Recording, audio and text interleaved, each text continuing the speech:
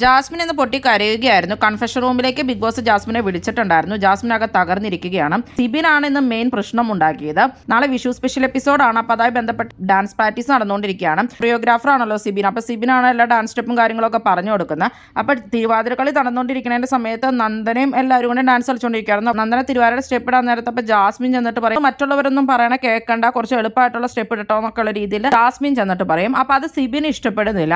അപ്പോൾ സിബിൻ പറയും, എല്ലായിടത്തും കയറി സ്റ്റാർ ആവാൻ നോക്കല്ലേ ജാസ്മിനെ എന്ന് പറയും.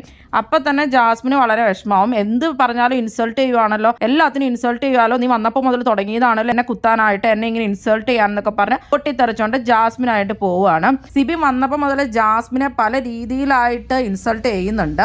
കഴിഞ്ഞ ദിവസമാണെങ്കിലും പറയുന്നുണ്ടായിരുന്നു, നീ ഓൾറെഡി നെഗറ്റീവ് ആണ്, അപ്പൊ എന്റെ കാര്യം നീ സംസാരിച്ചു കഴിഞ്ഞാൽ ഞാനും കൂടെ നെഗറ്റീവ് ആവുള്ളൂ എന്നൊക്കെ. അതൊക്കെ ജാസ്മിന് വളരെയധികം ഇൻസൾട്ട് ആയിട്ടുണ്ടായിരുന്നു. ഗബ്രീനെ മണി അടിച്ചല്ല ക്യാപ്റ്റൻ ആയി എന്നുള്ള രീതിയിലൊക്കെ സിബിൻ ജാസ്മിനോട് പറഞ്ഞിട്ടുണ്ടായിരുന്നു. അങ്ങനെ അവർ തമ്മിൽ വലിയ പ്രശ്നങ്ങളുണ്ട്. എപ്പോഴും സിബിൻ ജാസ്മിനെ ഇൻസൾട്ട് ചെയ്യുകയാണ് എന്നുള്ളതാണ് ജാസ്മിൻ്റെ ഒരു പ്രോബ്ലം. ഗബ്രി അല്ലെങ്കിൽ ഓൾറെഡി ഇന്ന് ജാസ്മിനോട് പറഞ്ഞത് സിബിൻ കുറുക്കനാണ്. ജാസ്മിനും ഗബ്രിക്കും ഏകദേശം അറിയാം സിബിൻ ഇങ്ങനെ കുറച്ച് നെഗറ്റീവ് ആയിട്ടുള്ളവരെ ടാർഗറ്റ് ചെയ്യുകയാണ് സിബിൻ്റെ ഉദ്ദേശം. അങ്ങനെ അവന് ഹീറോ ആവാൻ വേണ്ടിയിട്ടാണെന്നൊക്കെ ജാസ്മിൻ പറയുന്നുണ്ട്. അതൊക്കെ ജാസ്മിൻ അറിയാം ഓൾറെഡി. പിന്നെ ഗബ്രി പറഞ്ഞിട്ടുണ്ടായിരുന്നു, അവൻ കുറുക്കനാണ്, അവൻ്റെ ഗെയിം കളിക്കാനാണ്, നീ അതിൽ പോയി ചാടാണ്ടിരിക്കുന്നൊക്കെ ഗബ്രി പറഞ്ഞു കൊടുത്തിട്ടുണ്ടായിരുന്നു ജാസ്മിനോട്. ജാസ്മിൻ ഇപ്പോൾ കുറേ ദിവസമായിട്ട് ഈ ഇൻസൾട്ടും അതുപോലെ തന്നെ ക്യാപ്റ്റനായിട്ട് ജാസ്മിനെ ആരും വക വയ്ക്കുന്നില്ല. മൊത്തത്തിൽ പുള്ളിക്കാരിക്ക് പിന്നെ പുറത്തെ കാര്യങ്ങളും സായി പറഞ്ഞതും സിബിൻ പറഞ്ഞതും മറ്റുള്ളവർ പറഞ്ഞതും എല്ലാം കൂടി പുള്ളിക്കാരി ആകെ തകർന്നിരിക്കുകയാണ്. അത് കഴിഞ്ഞിട്ട് ലാസ്റ്റ് ബിഗ് ബോസ് പുള്ളിക്കാരിനെ കൺഫെഷൻ റൂമിലേക്ക് വിളിച്ചു. അപ്പോൾ ചെന്നിട്ട് ബിഗ് ബോസിനോട് പറയുന്നുണ്ട്, ഞാൻ എന്ത് പറഞ്ഞാലും ഇങ്ങനെയാണ്, ഭയങ്കര ഇൻസൾട്ടാണ് കിട്ടുന്നത്, എനിക്കൊരു പരിഗണന കിട്ടുന്നില്ല എന്നൊക്കെ ബിഗ് ബോസ് പറഞ്ഞിട്ടുണ്ട്. എല്ലാവരും അപ്പോൾ ഗെയിം കളിക്കാനാണ് വന്നിരിക്കുന്നത്, എല്ലാവരുമായിട്ട് ഗെയിമാണ് കളിക്കുന്നത്, എല്ലാവരും ജയിക്കാനാണ് വന്നിരിക്കുന്നത്, അപ്പോൾ ഗെയിമായിട്ട് കാണാനൊക്കെ പറഞ്ഞ് ബിഗ് ബോസ് ജാസ്മിനോട് പറഞ്ഞു കൊടുക്കുന്നൊക്കെ ഉണ്ട്. ജാസ്മിൻ അങ്ങനെ മൊത്തത്തിൽ തകർന്ന് തന്നെ ഇരിക്കുകയാണ്.